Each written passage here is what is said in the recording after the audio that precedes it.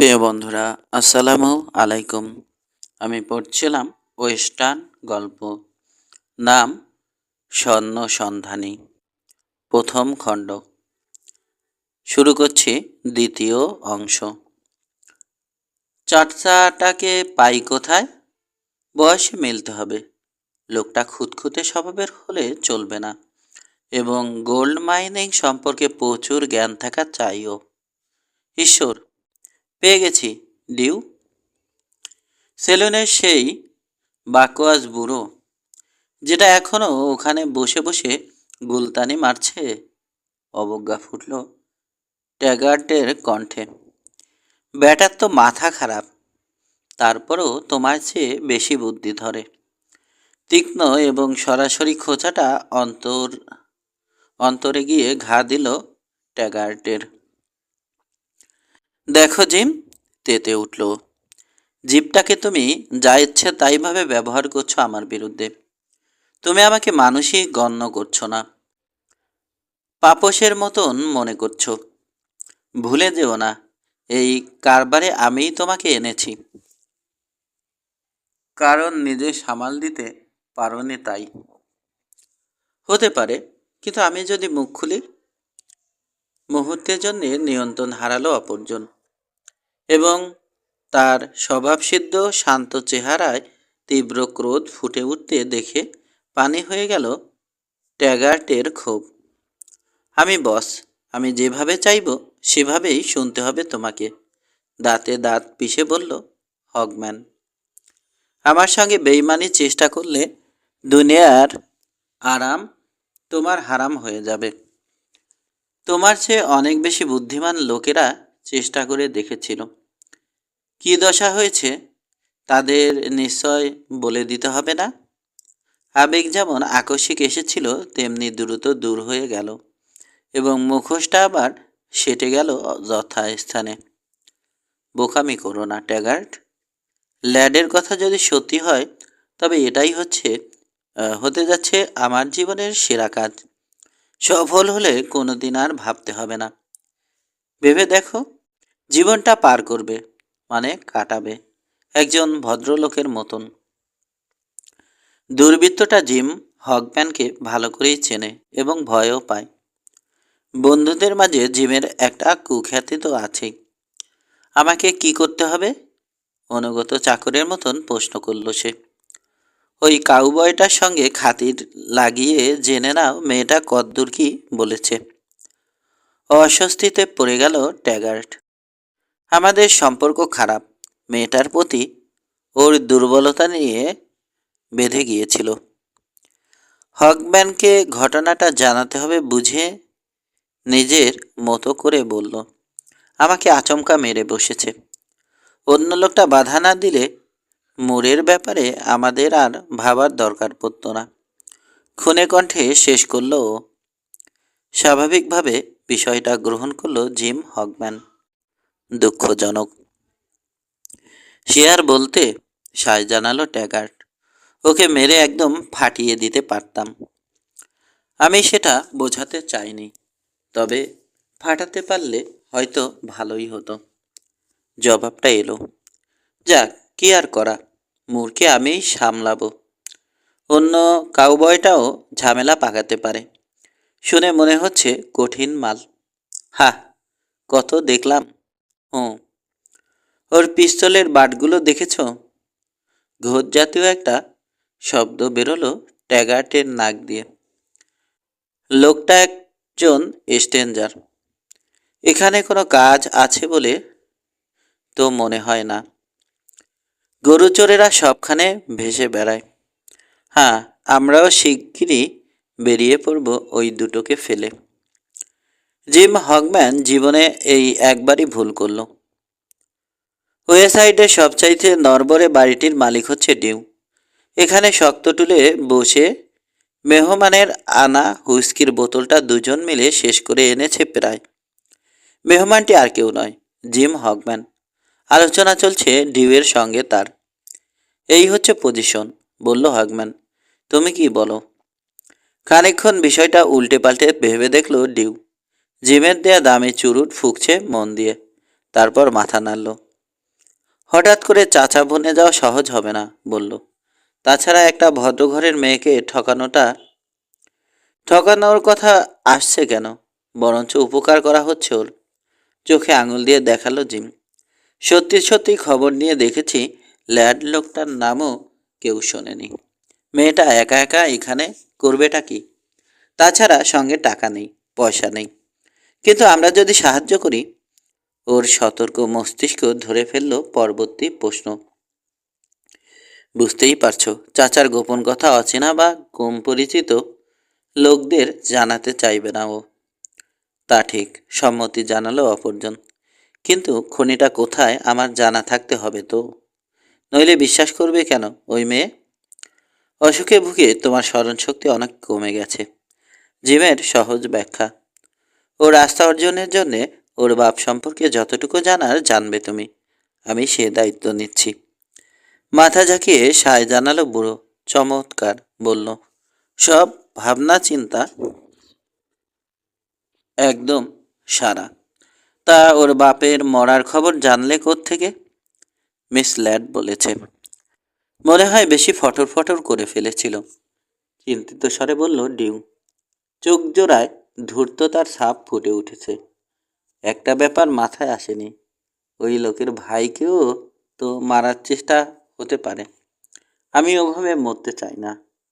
মৃদু হাসল জিম। বুড়ো শয়তানটা দর কষাকষি করছে, তার মানে রাজি। আমরা তোমার খেয়াল রাখবো, আশ্বস্ত করল। রাখতেই হবে, তুমি হবে আমাদের তুরুপের তাজ। ভাবো একবার, কি পরিমাণ সোনা আসছে তোমার হাতে। খেলা করতে পারবে, তাই কি ছুঁড়ে ফেলে দিলেও ফুরবে না। প্রসপেক্টরের আধো বোঝা চোখে দ্রুতি ছড়ালো কুহুক শব্দগুলো। সোনা সুন্দরী লাল সোনা, ফিসফিসিয়ে বলে যোগ করল। কাজটা হাসিল হলে মেয়েটা কি পাচ্ছে? ভালো শেয়ার পাবে, 4 ভাগের 1 ভাগ। জবাব এলো। আমি মনে করি যথেষ্ট, কি বলো? বুড়োর সম্মতিতে আন্তরিকতা নেই। অবশ্যই একটা মেয়ের তুলনায় অনেক বেশি। যাকগে, আমাদের বোধহয় একটা চুক্তিতে আসতে পারি আমরা বোধহয় একটা চুক্তিতে আসতে পারি, বলল জিম। তুমি আসছো আমাদের সঙ্গে ধরে নিচ্ছি। সো মেরে তুলে নিল ডিউ বোতলটা। ছদ্মবেশী টমাস ল্যাডের মঙ্গল হোক, চেঁচিয়ে উঠল। গলায় ঢেলে দিল আগুনের তরল। বিদ্যুৎ খেলে গেল জিমের মাথায়। এই একটা ব্যাপারে তোমাকে সাবধান থাকতে হবে, সতর্ক করল সে। মাতালরা পেটে কথা রাখতে পারে না। দেখো মিস্টার, মোটা গলায় বলল ডিউ। ছেলেবেলায় ঘর পালিয়েছিলাম কারো হুকুম তামিল করব না বলে। এরপর কখনো তামিল করিনি এবং করব না। আর একটা কথা, তুমি আমার কাছে এসেছো, আমি তোমার কাছে যাইনি। কথাটা মনে রেখো। ঠোঁট কামড়ে ধরল জিম। মনে মনে প্রতিজ্ঞা করল বেয়ারা বুড়োটাকে প্রথম সুযোগেই সায়স্তা করবে। তবে আপাতত সে মনোভাব প্রকাশ করল না। আমি কিন্তু অর্ডার দিচ্ছি না, একটা পরামর্শ দিলাম, শান্ত স্বরে বলল। আরেকটা কথা, একটু পরিষ্কার পরিচ্ছন্ন হয়ে নিও। মেয়েটা যেন চাচাকে দেখে সবার সামনে লজ্জা না পায়।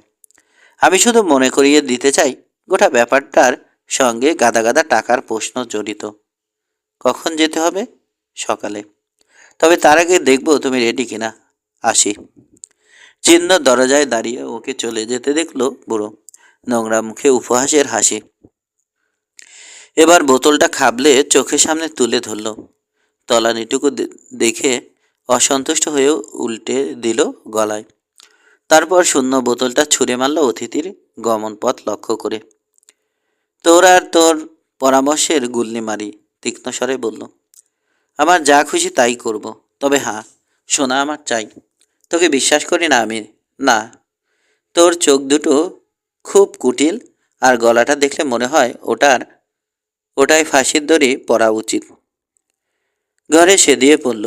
স্টারলাইট সেলুন ওকে মিস করলো সে রাতে, কিন্তু ওর অভাব পুষিয়ে দিল ট্যাগার্ট। এবং এমনই দক্ষতার সঙ্গে যে জিম মন্তব্য করতে বাধ্য হলো, দুটো মাতাল নিয়ে কারবার আমাকে ঠেকায় কার সাধ্য। মদ মানুষকে পাল্টে দেয় অনেক ক্ষেত্রে। কেউ কেউ এর প্রভাবে হয়ে পড়ে উদার, উৎফুল্ল।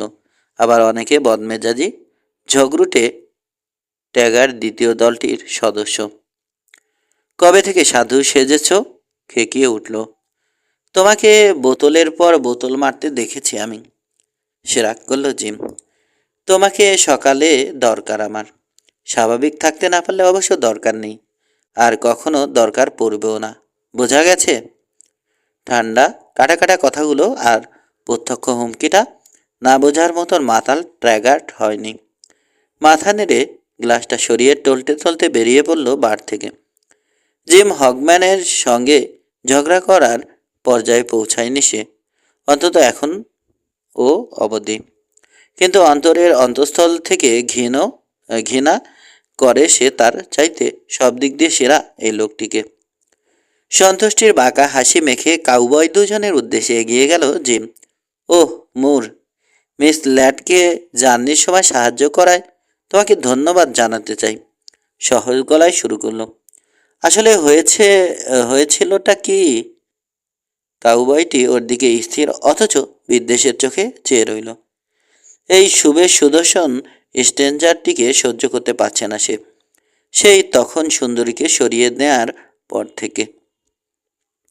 যে লোকটা এইমাত্র বেরিয়ে গেল তাকে জিজ্ঞেস করো গে, যাও। জবাব দিল, তোমার বন্ধু নাকি সে? মাঝে মধ্যে কাজ দিয়েছি। ব্যাস, এ পর্যন্তই। বন্ধুটন্ড সব ফালতু কথা, বলল জিম। মিস ল্যাডের ব্যাপারে আর কখনো বাড়াবাড়ি করবে না ও, আমি কথা দিচ্ছি। কথা ওর সঙ্গে আমার আগেই হয়ে গেছে, গম্ভীর স্বরে বলল মুর। তুমি বুঝি মিস ল্যাডের চাচা? দুমুখী হুল ফোটালো মুর। নিজেকে বুড়ো বা গায়ে পড়া স্বভাবের লোক কোনোটি ভাবতে ভালো লাগলো না জিমের। ওর নিষ্প্রাণ চেহারায় রাগের আভাস ফুটে উঠেই মিলিয়ে গেল। আমি চিনি লোকটাকে, এবং কাল সকালে চাচা ভাতিজির দেখা করিয়ে দিচ্ছি, ঠান্ডা স্বরে বলল। ছেলেটির ভ্যাবাচাকা ভাব লক্ষ্য করে খুশি হয়ে উঠল জিম। যথার্থ প্রতিশোধ নেওয়া গেছে। ছোকরা ভালো মতোই বুঝতে পেরেছে ওই মেয়ের তাকে আর কোনো প্রয়োজন নেই। তোমার দায়িত্ব কমলো। কাটা ঘায়ে নুনের সিটে দিয়ে হেলতে দুলতে চলে গেল জিম।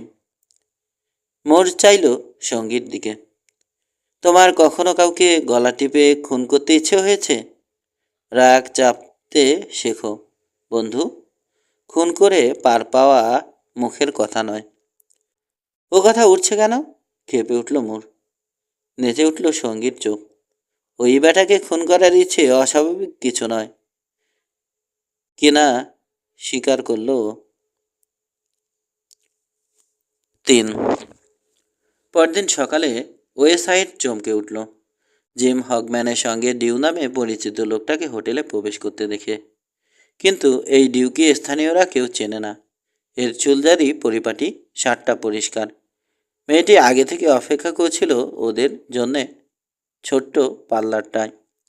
উঠে দাঁড়ালো লোক দুজনকে ঢুকতে দেখে। হগম্যান সাদামাঠা ভূমিকা রাখল। মিস ল্যাড, ইনি আপনার চাচা, টমাস ল্যাড। লোক লাগিয়ে অনেক খোঁজাখুঁজি করে বার করতে হয়েছে। নীরবে মুহূর্ত পরস্পরকে জরিপ করলো চাচা ভাতিজি।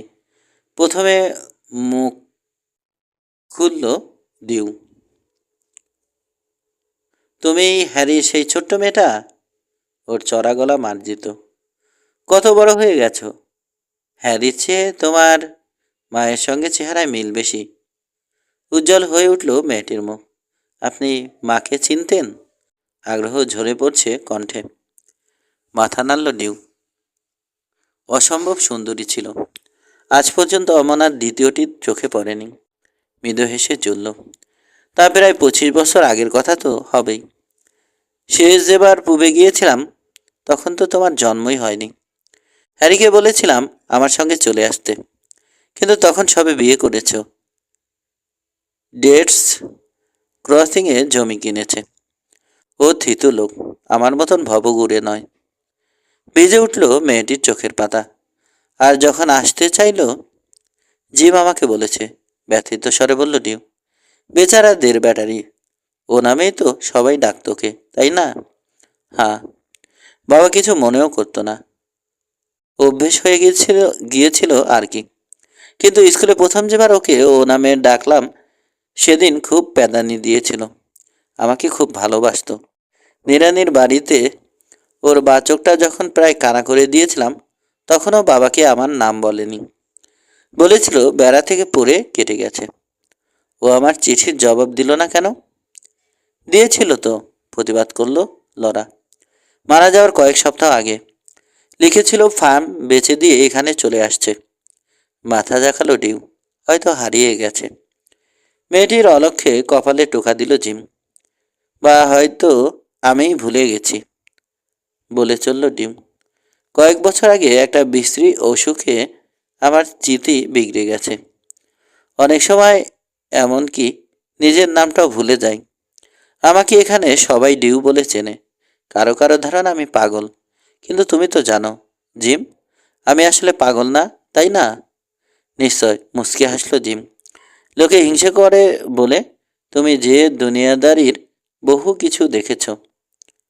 গলা খাদে নামিয়ে মেয়েটিকে বলল, আপনার চাচাটা একটু অদ্ভুত ধরনের আছে। চিঠি হারিয়ে ফেললে একটু কেমন কেমন হয়ে যায়। তাহলে এখানকার চাষাগুলোর অমন ধারণা। তাই তো, এখানকার চাষাগুলোর অমন ধারণা। আপনি আবার ভয় পাবেন না যেন। না না, কি যে বলেন, উষ্ণ স্বরে বলল লরা। আমি বরঞ্চ ওর চিঠি ফেরাতে সব রকমের চেষ্টাই করব। আপনাকে কৃতজ্ঞতা জানানোর ভাষা আমার নেই। আমি নিজে হয়তো কোনো দিনই ওকে খুঁজে পেতাম না। আপনি আমার মস্ত উপকার করেছেন। মেয়েটির নিচু মিষ্টি কণ্ঠস্বর লোকটি শীতল ভাবাবেগে জবর নাড়া দিল। ওর গাঢ় চোখ জোড়া জল জল করে উঠল আগ্রহের আতিশয্যে। সবসময় আপনার সাহায্যে আসতে পারলে ভালো লাগবে আমার, উত্তর দিল। টমকে এখন নিয়ে যাচ্ছি, বিকেলে আবার দেখা হবে। তখন প্ল্যানটা নিয়ে আলোচনা করা যাবে। হোটেলের বাইরে বুড়ো লোকটি তার সঙ্গীর দিকে চকিতে একবার চেয়ে ধূর্ত প্রশ্ন ছুড়ল, কেমন করলাম? অসাধারণ, অন্তর থেকে স্বীকার করল জিম। কে বলবে তুমি ওর আপন চাচা নাও? কপালের পাশে টোকা দিল ডিম। ঘটে মাল আছে। তা তোমার ধারণা ও টোপ গিলেছে? শুধু টোপ? একদম বর্ষি শুদ্ধ, আশ্বস্ত করল জিম। ও মায়ের মতন দেখতে, জানলে কিভাবে? বানিয়ে বলে দিলাম আর কি, হেসে বলল ডিম। সব মেয়েই ও কথায় খুশি হয়। স্টারলাইটের জনপ্রিয় ব্যক্তিত্বে পরিণত হলো ডিউ। শুধু যে ওয়েস্ট সাইডে আসা এ যাবৎকালের সেরা সুন্দরীটির চাচা সে তাই নয়, বিশাল এক সোনার খনির মালিকও বটে। আসলে ট্যাগার্ট ফাটিয়েছে ব্যাপারটা। পাপময় জীবনে বিনে পয়সায় এত বেশি পরিমাণ হুইস্কি আর কখনো কপালে জোটেনি ডিউয়ের। কিন্তু এতে যথারীতি বাগড়া দিল জিম। পেটের কথা বেরিয়ে গিয়ে গোটা প্ল্যানটাই বানচাল হয়ে যেতে পারে এই ভয়ে। এখন আর না টম, কঠোর কণ্ঠে বলল সে। লরার সঙ্গে আলোচনায় বসতে হবে তোমাকে। চোখে অবিশ্বাস নিয়ে দুজন যুবক জিমের পিছু পিছু ওকে সেলুন থেকে বেরিয়ে যেতে দেখল। ওই মদখোর বুড়োটা লরার চাচা? ঘৃণা ঝরল মোরের কণ্ঠে। বললেই হলো? ধরে নাও হতেও পারে, স্বাভাবিক গলায় বলল ইনোস। কিন্তু জিমের মতলবটা কি? ও কি মেয়েটার জন্যেই এখানে অপেক্ষা করছিল? আসল চাচাটা কই? ওর বাপটাকেই বা খুন করলো কে? ব্যাস শেষ? আর কোনো প্রশ্ন মনে পড়ছে না? ঠাট্টা করে বলল ওর বন্ধু। আরেকটা পড়ছে, হাসল ইন্স। আমরা এ ব্যাপারে কি করব ভাবছি। মোর পাই করে ঘুরল, মুখটা উদ্ভাসিত হাসিতে। ইন্স, তুমি আমরা বললে তাই না? হ্যাঁ, আপাতত কোনো কাজেই যখন আগ্রহ পাচ্ছি না, দায় সারা জবাব এলো। আর শুনছি গোল্ড মাইনিং নাকি আলসে লোকের কাজ। মেয়েটা এই কাকতারুয়াটাকে সত্যি সত্যি চাচা ভাবছে কিনা জানতে পারলে হতো, মন্তব্য করলো মোর। গিয়ে জিজ্ঞেস করলেই পারো। বাতলে দিল ইন্স। কান তো আর মলে দিচ্ছে না, ও কারো সঙ্গেই দুর্ব্যবহার করতে পারে না, বলল মুর। ও রওনা দিল তার ধারণার সভ্যতার খোঁজে। মেয়েটিকে ডাকাতে হলো না বলে স্বস্তির শ্বাস ফেলল। লরা হোটেল ছেড়ে বেরিয়ে এসেছে ও পৌঁছানো মাত্র। ওকে দেখে খুশি হলো মেয়েটি, কিন্তু ও যখন কোনো ভূমিকা ছাড়াই জিজ্ঞেস করে বসলো মেয়েটি ডিউকে খুঁজতে এখানে এসেছে কিনা, তখন হাসি মুছে গেল লরার মুখ থেকে। সে জায়গা দখল করে নিল বিস্ময়। আপনার এ ধরনের প্রশ্ন করার কোনো অধিকার আছে? জিজ্ঞেস করলো এবং সদুত্তর না পেয়ে আরও বলল, একটা সহায় সম্বলহীনা মেয়েকে মিথ্যে বলে কি লাভ মিস্টার হগম্যান আর ওই বুড়ো মানুষটার? মোর বলতে পারত ও নিজেই তো বিশাল এক সম্পদ, কিন্তু সাহসে কুলল না।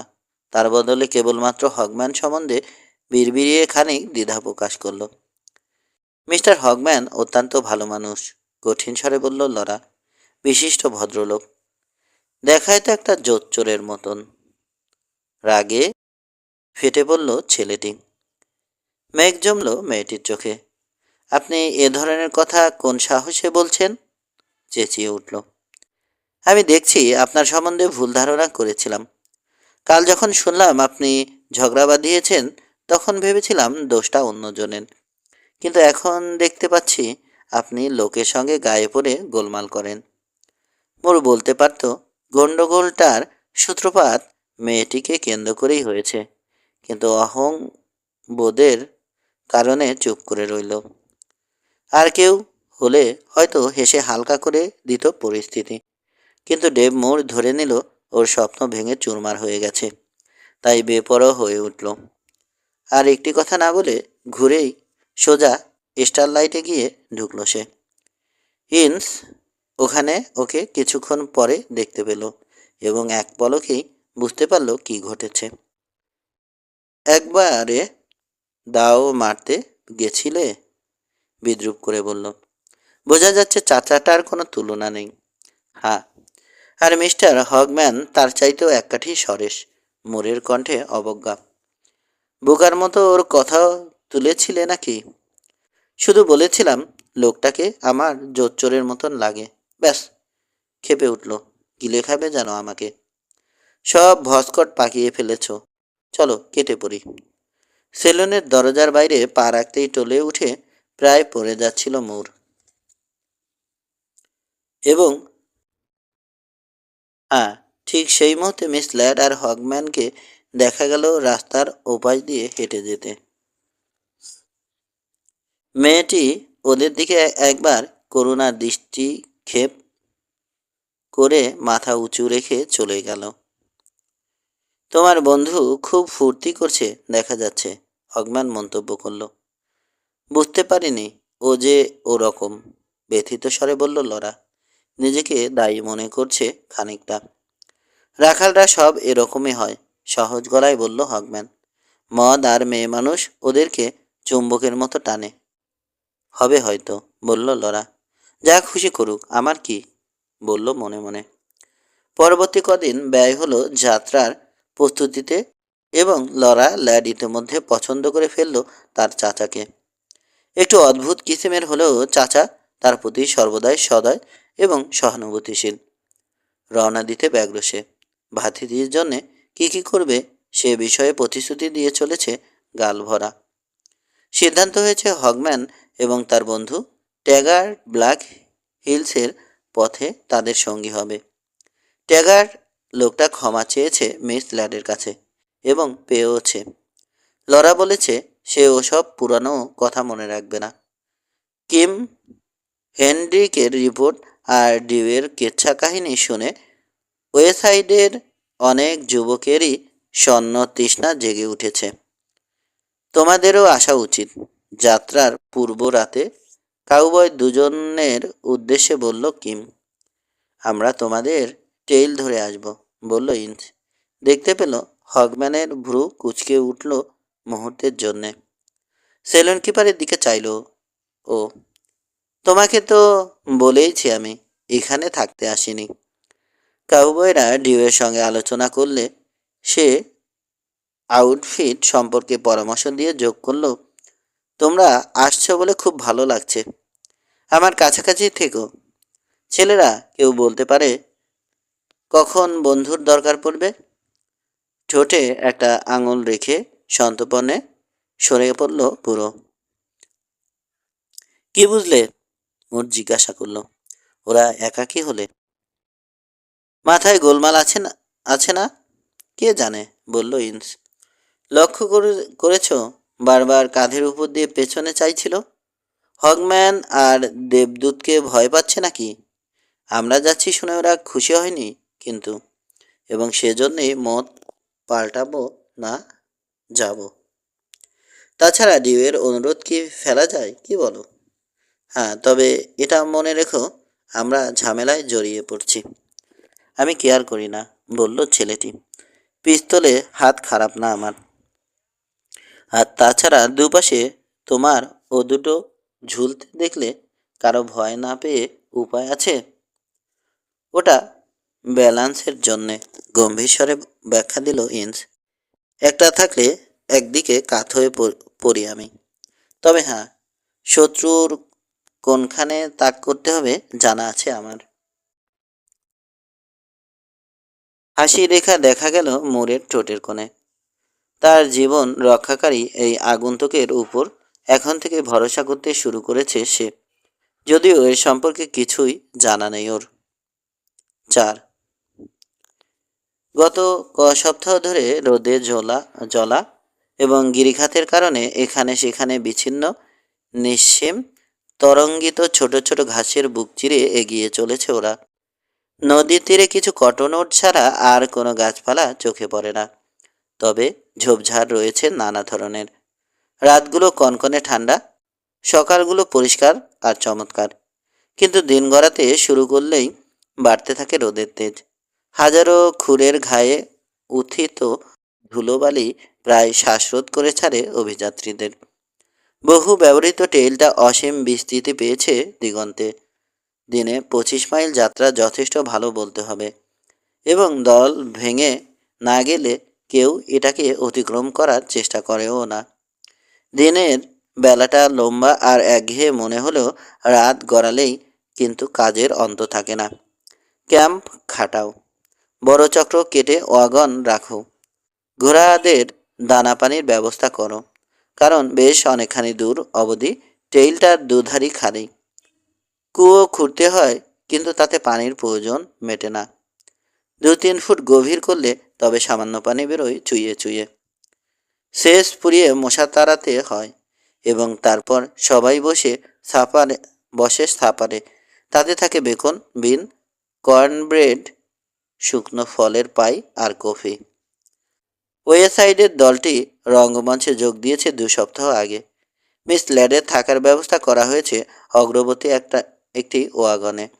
হগম্যান, ডিউ আর ট্যাগার্ট জুটে গেছে সেই দলটির সঙ্গে। ওদিকে কাউবয় দুজন আশ্রয় পেল সামান্য পেছনে যে পর্যটক রয়েছে তার কাছে। কৃষকায় লোকটি মিশরীর একজন কৃষিবিদ। খামার গড়ার আশায় ক্যাটলের ছোট্ট একটি দল নিয়ে চলেছে। ক্যাটল সামলাতে দক্ষ কাউবয় দুজনকে পেয়ে নিজেকে সৌভাগ্যবান মনে করল লোকটি। বিনিময়ে খুশি মনে তাদের খাওয়ানোর দায়িত্ব গ্রহণ করল। এরাও আপত্তি করল না, কারণ কৃষিবিদের স্ত্রীর রান্নার হাতটি বড়ই পাকা। মহিলার হাতের কুমড়োর পাই খেলে আর কিছু খেতে ইচ্ছা করে না, মোর মন্তব্য করল। তা তো দেখতেই পেলাম, ঠাট্টা করে বলল ইন্স। যা সাটালে।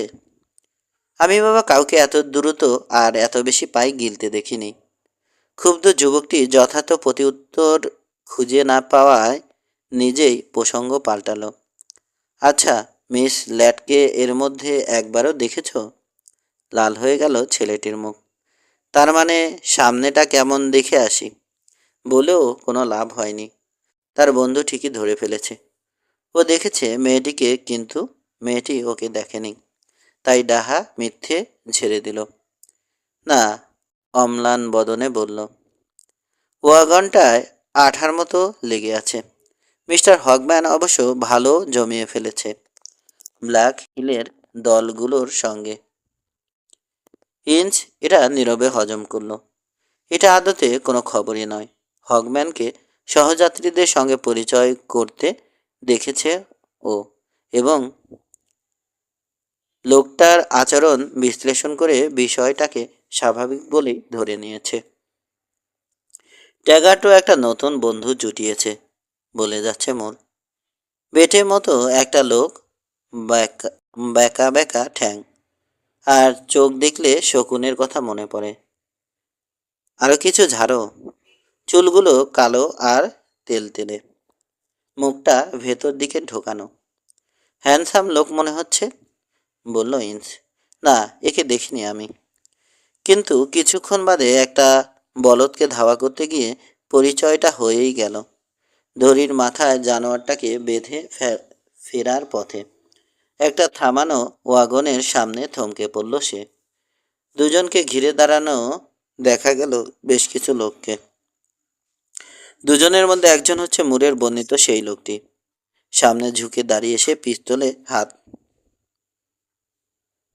সামনে ঝুঁকে দাঁড়িয়ে সে পিস্তলে হাত। অন্য লোকটি সন্ধ্যা ধরনের একটা শস্ত্রমণ্ডিত টি মেস্টার, চাবুক হাতে 10-12 কদম দূরে দাঁড়ানো। পিস্তল বার করো ফার্মার, প্রথমজন বলছে। রিক সাবেসের গায়ে হাত দিয়ে কেউ পার পায়নি। আমি পিস্তল ব্যবহার করি না, জবাব দিল দ্বিতীয় লোকটি। তোমাকে হাফ পুরুষও যদি মনে করতাম তো চড়িয়ে দাঁত কটা ফেলে দিতাম, কিন্তু ক্ষুদে দেহটির দিকে ঘৃণার দৃষ্টিতে চেয়ে থেমে গেল। দর্শকদের একজন কালো ঘোড়ার পিঠে বসা আরোহীকে লক্ষ্য করে এবার বলে উঠল, এই কাউবয়, তুমি একটা মীমাংসা করে দাও। গান ফাইট অনেক দেখেছো তুমি, হলপ করে বলতে পারি। আর একটু কাছে চলে এলো এন্স। গোলমালটা কিসের? প্রতিপক্ষের প্রতি ক্ষুব্ধ দেহভঙ্গি করে ব্যাখ্যা দিল টি মাস্টার। ওই ছুঁচোটা আর মেয়েকে আমার মেয়েকে জ্বালাতন করছে। মেয়েটা আমার দু চোখে দেখতে পারে না এটাকে। কয়েকবার নিষেধ করেছে ওকে বিরক্ত না করতে, কিন্তু শোনে না। আজ আবার ঘুরঘুর করতে দেখে মেজাজটা ঠিক রাখতে পারেনি, ঝগড়া বেঁধে গিয়েছে। ও আমাকে লাথি মেরেছে, আমাকে, রিক সাবেসকে। বেটে লোকটা আত্মচিৎকার করে উঠল প্রায়। ও এজন্যে মরবে। সা গালিগালাদের বন্যা বইয়ে দিল। মেয়েটাকে জ্বালাচ্ছ কেন? কাউবয় প্রশ্ন করলো। ও মেয়েরা সব একরকম, পাল্টা জবাব এলো। দাম দেখায় প্রথম প্রথম, এও দেখাচ্ছে, আসলে আরও আকর্ষণ করার চেষ্টা। মুখ সামলে কথা বলবি, গর্জে উঠল টি মাস্টার। যেন এই উস্কানিটার জন্যই অপেক্ষা করছিল। এমনি ভঙ্গিতে গালি ঝেড়ে অস্ত্রে টান দিল রিক। হোলিস্টার থেকে ওটা আধা দিয়ে বেরোতেই ইন্স বলে উঠল, ওটা যেখানকার সেখানেই ঢুকিয়ে রাখো, নইলে লাশ পড়ে যাবে। ঠান্ডা নিষ্কম্প কণ্ঠস্বরটিতে হুমকি স্পষ্ট। পিস্তলের বাট আঁকড়ে ধরে ইতস্তত করছে রিক, কিন্তু যখন দেখল চোখের পলকে কাউবয়টির কোল্ড কভার করছে ওকে, তখন একপাশে খসে পড়ল হাতটা। তুমি ফোপর দালালি করতে এসেছো কেন? গজগজ করে বলল লোকটা। ইন্স নিরুত্তর টি মাস্টারের দিকে ফিরল। চাবুকে হাত কেমন তোমার?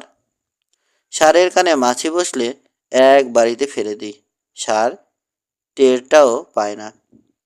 কথাগুলো অহংকারের মতন শোনালেও ইন্স বুঝতে পারল খুব একটা বাড়িয়ে বলেনি লোকটি। বেটে লোকটির দিকে তাকালো। চাবুক বোঝা? না, বিরক্ত জবাবটা এলো। রাখালের কাজ কখনো করার প্রয়োজন পড়েনি। এক মুহূর্ত বিবেচনা করল ইন্স। তোমার অস্ত্র সম্পর্কে ওর জানা নেই, আর ওরটা সম্পর্কে তোমার, বলল। সেক্ষেত্রে পিস্তলের সঙ্গে চাবুকের লড়াই হচ্ছে। তাই হোক, গোমরা স্বরে বলল টি মাস্টার। ও পলক ফেলার আগেই দেখবে একটা চোখ গায়েব। দ্বিতীয় প্রতিযোগী নির্বাক রইল। তবে এটা পরিষ্কার বোঝা গেল পরিস্থিতি অনুকূল হলেও প্রস্তাবটা মনে ধরেনি ওর।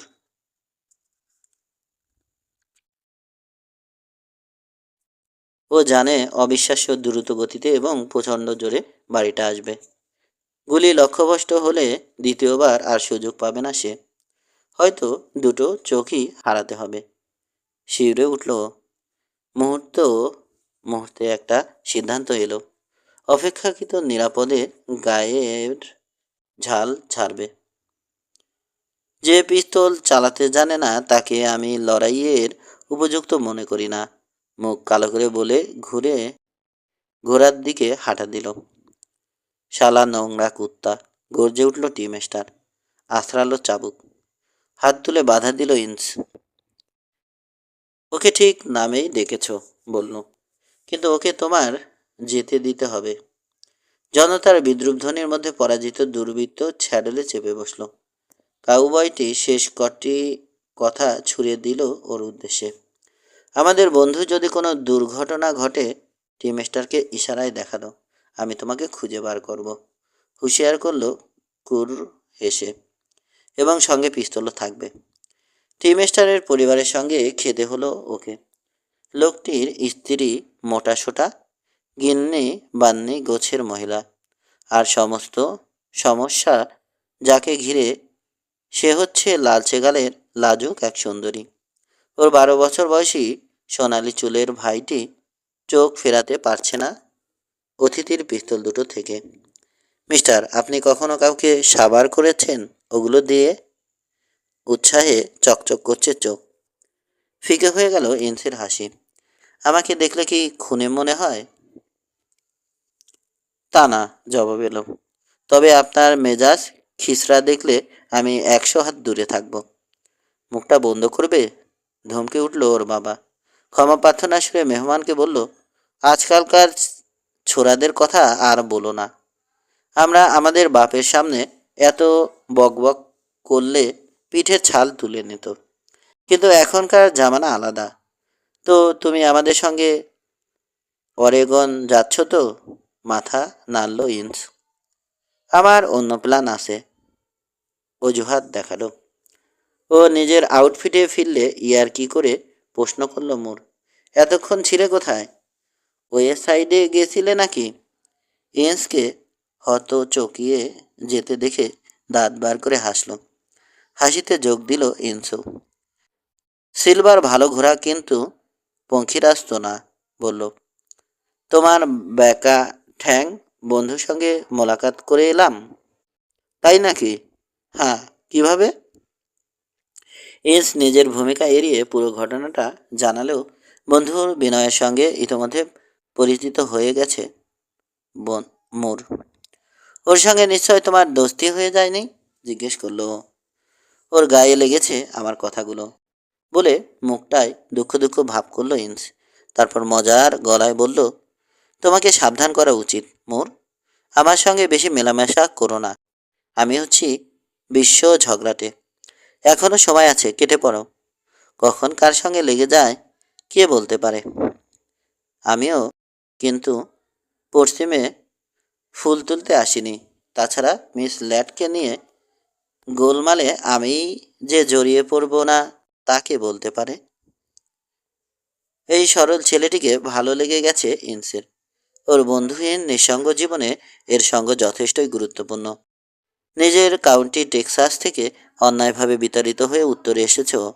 ওর কপালে জুটেছে আউটলর বদনাম। এখানে আসার পর থেকে ছন্নছাড়ার মতন ভেসে চলেছে ও। জড়াতে পারেনি কোনো বন্ধনে, কিন্তু এই ছেলেটির প্রতি বন্ধুত্বের টান অনুভব করতে শুরু করছে সে। 5 ডেডউড। সরু একটা রাস্তার দুপাশে অপরিকল্পিত বাড়ি ঘরের শহর। বেশিরভাগই কাঠ আর তক্তার তৈরি।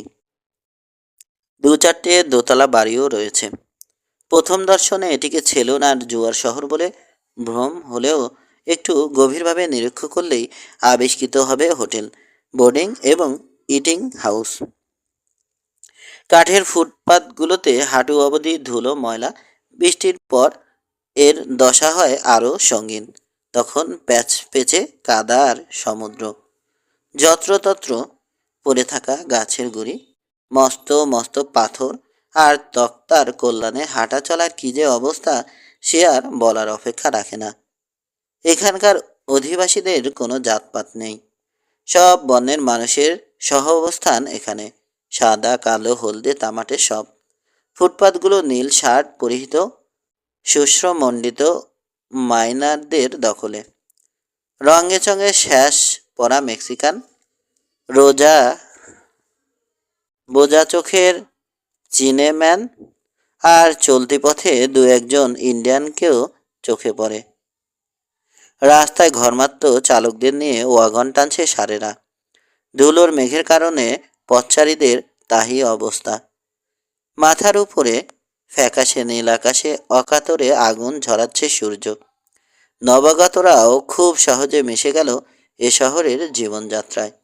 ইন্স এবং তার বন্ধু রাস্তার এক প্রান্তে পৌঁছতে না পৌঁছতেই মোর প্রথম সেলুনটায় ঢোকার জন্যে ঘোড়া থেকে নেমে পড়তে তৈরি হলো। ওটা পরে, বলল ইন্স। আগে থাকার জায়গার ব্যবস্থা করতে হবে। একটা লিভারি স্টবলে ঘোড়া রেখে রাস্তায় বেরিয়ে এলো ওরা। আর বেরোনো মাত্র দেখতে পেল আজব এক দৃশ্য। কালো রঙের পুরনো কোট পরা কুজো মতন এক বৃদ্ধকে লক্ষ্য করে পাথর ছুঁড়ে মারছে একদল যুবক। বৃদ্ধ সাহায্যের জন্য চেঁচামেচি না করলেও ওর কালো চোখের আকুতি নজর এড়ায়নি ইনসেন।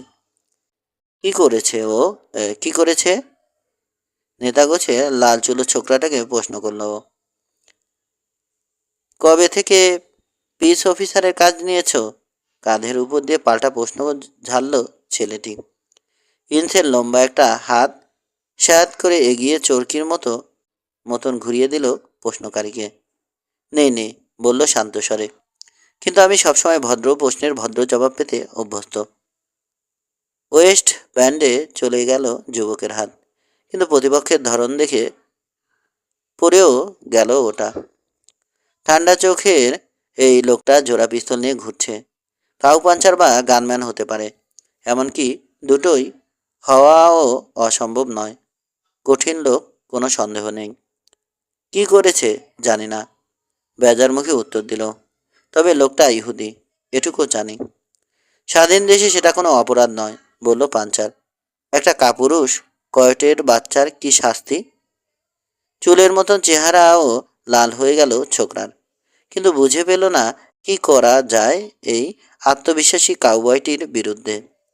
অপমানিত অত্যাচারিত যুবকটি তার সঙ্গীদের দিকে চাইলে কম হতে জন্য একটা টানটান উত্তেজনার পরিবেশ সৃষ্টি হলো। কিন্তু মুরের পিস্তল প্রায় শ্বাস ফেলছে দলটির উপর, এবং ব্যাপারটা উপলব্ধি করে কেবলমাত্র কুৎসিত দৃষ্টিক্ষেপ করে সরে পড়ল ওরা। লাল চুলো তর্পে গেল শেষবারের মতো। মনে থাকবে। মনে রাখলেই ভালো করবে, বলল ইন্স। বৃদ্ধ লোকটি এগিয়ে এলো এতক্ষণে। ধন্যবাদ তোমাদের, বলল। কণ্ঠস্বর আর আচরণ তার জীর্ণ পোশাকের সঙ্গে খাপ খায় না। গত হপ্তাহ ধরে শয়তানগুলো জ্বালিয়ে মারছে আমাকে, জান খারাপ করে ছেড়েছে। আর সাহস পাবে না, মৃদু হাসল ইন্স। ভালো শিক্ষা দিয়েছ, কিন্তু ভয় হচ্ছে তোমাদের পিছে না লাগে, বলল বৃদ্ধ। কম বয়সে রক্ত থাকে গরম, অপমান হজম করা কঠিন হয়। হেসে উঠে বন্ধুর দিকে চাইল ইন্স। আমরা মনে হয় নিজেদের রক্ষা করতে পারবো, কি বলো? সম্মতির দৃষ্টিতে ওদের দেখে নিল বৃদ্ধ। আমরা আমারও তাই বিশ্বাস, বলল। তবে আমার দেখা সবচাইতে কঠিন শহর হচ্ছে এই ডেডউড। তোমরা এখানে স্ট্রেঞ্জার। আমি কি তোমাদের কোনো কাজে আসতে পারি? আমরা একটা থাকার জায়গা খুঁজছি, বলল মোর। শহরে তিল ধারণের জায়গা নেই, নতুনরা ছাউনি বানাচ্ছে অথবা তাঁবু কাটছে। তবে আমি তোমাদের জন্য ছোট্ট একটা জায়গার ব্যবস্থা করে দিতে পারবো। একজনের তুলনায় আমার কুড়িটা যথেষ্ট বড়, আর পেছন দিকে ছোট একটা করালো আছে। ঘোড়া এনেছ নিশ্চয়? লিভারিতে রেখে এসেছি, বলল ইন্স। ঘোড়া ছাড়া চলা ফেরা সম্ভব না, জানে, হেসে বলল বুড়ো। জান থাকতে ঘোড়া হাতছাড়া করে না কাউবয়, ঠিক কিনা? অস্বীকার করার জো নেই, বলল ইন্স। তারপর খানিকটা বিসদৃশ্যভাবে বলে বসলো, আমরা কিন্তু টাকার অভাবে পড়িনি। আমি তোমাদের দয়া দেখাচ্ছি না। নিজেদের ব্যবস্থা তোমাদের নিজেদেরই করে নিতে হবে।